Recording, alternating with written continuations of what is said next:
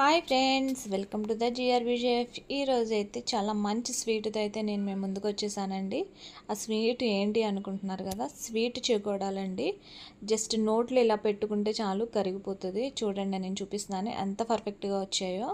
అసలు ఎలా చేయాలనే ప్రాసెస్ చూద్దాం రండి. ఫస్ట్గా అయితే నేను పెసరపప్పు అయితే ఒక గ్లాస్ తీసుకున్నానండి. ఈ పెసరపప్పుని నేను ఒక 2-3 అవర్స్ వరకు కూడా నానబెట్టేశాను. బాగా సరిపడినంతగా వాటర్, అంటే పెసరపప్పు మొత్తం ములిగే వరకు వాటర్ కూడా యాడ్ చేసుకొని చక్కగా ఒక 2 అవర్స్ అయితే పర్ఫెక్ట్గా 2 అవర్స్ అయితే సరిపోతుందండి. చూసారుగా, నేనైతే నానబెట్టేశాను. 2 అవర్స్ తర్వాత చూపిస్తాను. చూడండి ఎలా ఉందో, చక్కగా పర్ఫెక్ట్గా నానిపోయిందండి పప్పు అయితే మాత్రం. ఈ పెసరపప్పు పర్ఫెక్ట్గా నానింది లేది అనేది పైకి తేలుతుందండి. తేలితే పర్ఫెక్ట్గా నానిపోయినట్టే. నేనైతే చక్కగా మిక్సీ అయితే చేశానండి.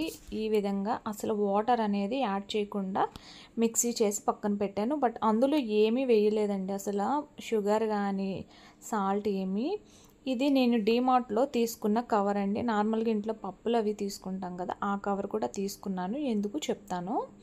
నెక్స్ట్ అయితే షుగర్ వేసుకున్నానండి. పాకం అయితే కావాలి ఈ ఐటెంకి. ఒక గ్లాసు వాటర్ వేసుకున్నాను. చాలా తక్కువగా వేసానండి, ఎందుకంటే పాకం అనేది మనకి కొంచెం త్వరగా అవుతుంది అని చెప్పి.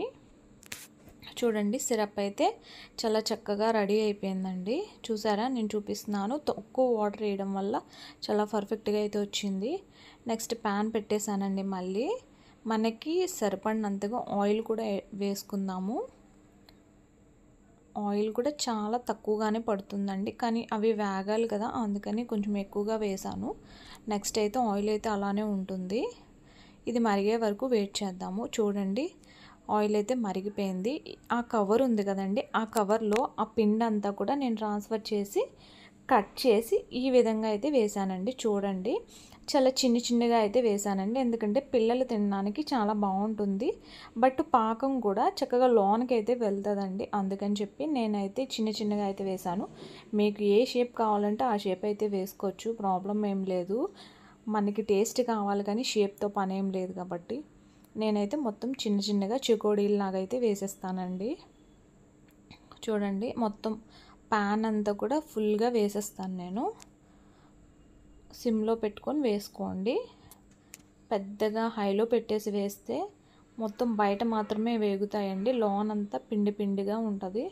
చూడండి, అవి అటు ఇటు తిరుగుతున్నాయి అసలు నన్ను వేయనివ్వకుండా, కానీ మనము వేసేస్తున్నాము. మొత్తం ఆ ఖాళీ స్పేస్ అంతా కూడా ఫిల్ చేసేద్దాము. చూసారుగా, చక్కగా మొత్తం అయితే వేసేసానండి. మనకి ఈ కలర్ వచ్చే వరకు కూడా వేయించుకుంటే సరిపోతుంది, ఎక్కువగా వేపద్దండి. వాటిని అయితే చక్కగా పాకంలో అయితే వేసేస్తున్నాను. చూడండి, మీరు పాకంలో వేసిన తర్వాత ఏం చేయొద్దండి, నేను చెప్తాను ఏంటి అనేది. మీరు ఒక్కటే దాన్ని పట్టుకొని ముంచి అలా ఏం అవసరం లేదండి. మొత్తం మనం ఎన్నైతే వేసుకున్నామో అవన్నీ కూడా నేను వేసేస్తాను. చూడండి, పాకంలో అయితే మొత్తం వేసేస్తున్నాను. వేసిన తర్వాత చక్కగా గరిటతో అయితే మొత్తం అంతా అన్నమాట ఆ హీట్ తగ్గే వరకు, వాటికి హీట్ ఉంటుంది కదండి, మనం ఇప్పుడే కదా ఫ్రై చేసాము ఆయిల్లో, ఆ హీట్ తగ్గే వరకు కూడా మనం ఆ సిరప్లో మొత్తం కలుపుతూనే ఉండాలి. ఒక 2 మినిట్స్ కంటిన్యూస్గా కలపండి, సరిపోతుంది. చక్కగా కలిపిన తర్వాత ఆ పాకం అంతా కూడా మొత్తం చూడండి, లాస్ట్లో నేను చూపిస్తున్నాను కదా, ఆ పాకం ఉంది కదండి, షుగర్ సిరప్. చూడండి, ఆ సిరప్ అంతా కూడా మొత్తం ఆ చెకోడీలు మొత్తం లాగేస్తాయి. అలాగే వరకు కూడా మనమైతే చక్కగా కలిపేసుకుందామండి. కంటిన్యూస్గా అయితే నేనైతే కలిపాను, చక్కగా అయితే సెట్ అయిపోయినాయండి. లాస్ట్లో ఒక గరిట కొంచెం పాకం వండిపోయిందండి, సిరప్ అయితే ఉంది, అది కూడా నేను పైన చక్కగా వేసేసాను, మొత్తం లాగుతుంది అని చెప్పి. అసలు లాగిందో లేదో మీకు డౌట్ వస్తుంది కదా, నేను చూపిస్తున్నాను. చూడండి ఎంత పర్ఫెక్ట్గా లాగిందో పాకం అనేది. చూడండి, మీకు జూమ్ చేసి మరీ చూపిస్తున్నాను. చూడండి ఎంత పర్ఫెక్ట్గా లాగేసిందో పాకం, ఎంత పర్ఫెక్ట్గా ఉంటుందండి.